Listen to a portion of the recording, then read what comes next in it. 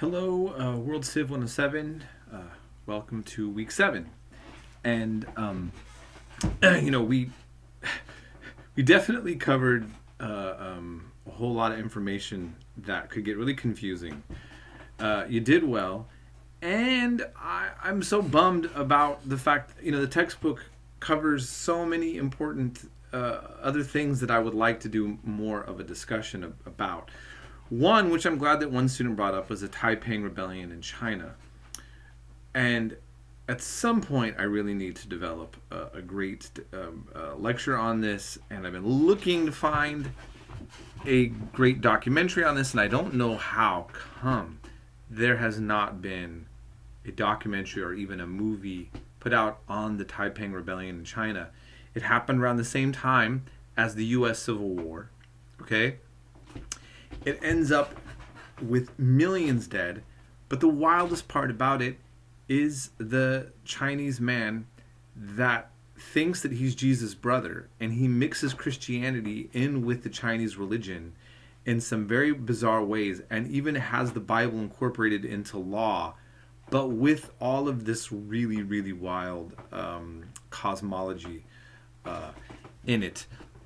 And it almost won, by the way. I mean, it was one of the more significant revolutions, prior to the Communist Revolution. So, if you can delve into that a little bit more, take a look. I encourage you to. It's very fascinating.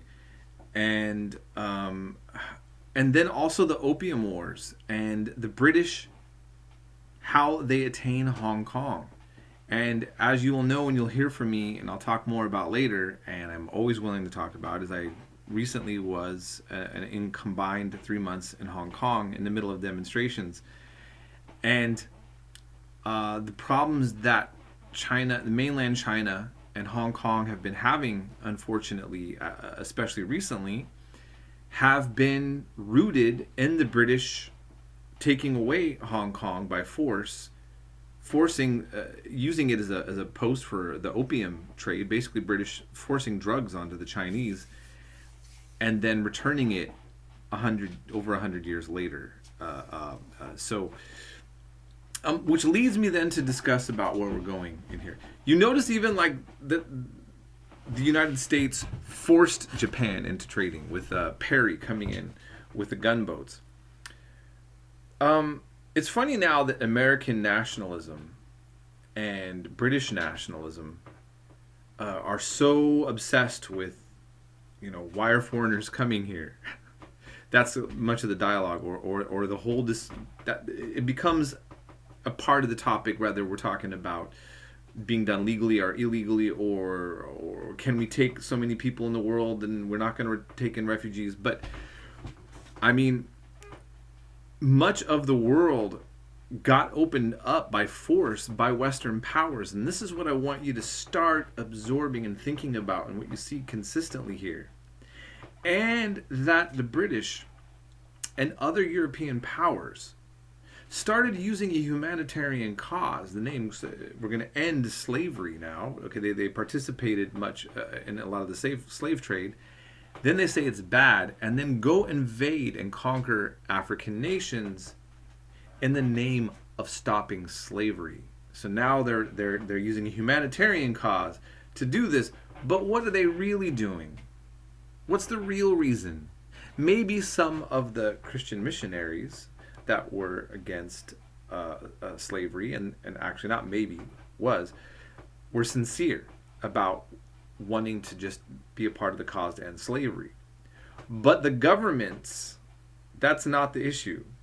As we see with Belgium, it was done in the name to stop slavery, and becomes one of the most greedy, most disgusting things I had to say it. I hate to say I'm looking forward to, but yes, I look forward to you learning about Leopold II and the Congo, and what was done to sell rubber for tires, and the human cost and the hypocrisy that comes out of all of this. And then you're going to look at the Mahdi rebellion in Sudan, and you're going to see that the Mahdi is not an ideal person. And he's actually trying to fight oppression of the Sudanese against their colonial masters by actually instituting oppression as well, which is slavery. And what I want you to also realize by looking at that is that anti-colonization movements, people fighting to resist being dominated by others, don't always have necessarily the most perfect platform themselves. Okay? And the world is a complicated place. But I think that when we learn all of these historical events, we can start being a little bit more honest with ourselves and more critical about what it is that we're supporting in the world and look at what's going on. I mean, look, you're going to see now that the legacy of colonization and imperialism leaves a huge mark and scar on the entire world. And you will hear me repeat this over and over. And I want this to be burned into your brain. That the reason why Europe is so multicultural, meaning outside of having so many people from Africa and the Middle East and India, is because the European nations went to these places, dominated these people, extracted their resources, and then simultaneously encouraged or allowed many of them to come as cheap labor into the service of the imperial center. I mean, again, this is something I think I mentioned in many of my announcements and some of my lectures. There's a poster of immigrant rights activists in the UK saying, "We are here because you were there." Meaning, those of us from India that are here in the UK, well, why do you think we're here? How did our family's legacy bring us to coming over here? Who came where first? I mean, I went where, my English language now is all tied up. The bottom line is a very important history to understand. It's important to understand why Africa is still in the state that it's in. And later on, we're going to see that things are in a continuum. Are they really changing? Have they fully changed in terms of the power relations that exist in the world? And at the same time, as I mentioned, not everyone that resists that power is doing it in the ways that's always in the best interest of all people. But what we should do with that is not something I'm going to resolve. I'm not going to have the platform for the answer for humans' problems and struggles in this class. But I want you to understand and see them all very clearly. And I think this week you're going to have a very strong understanding of what I'm talking about. Feel free to contact me if you have any questions or need anything, and have a blessed week.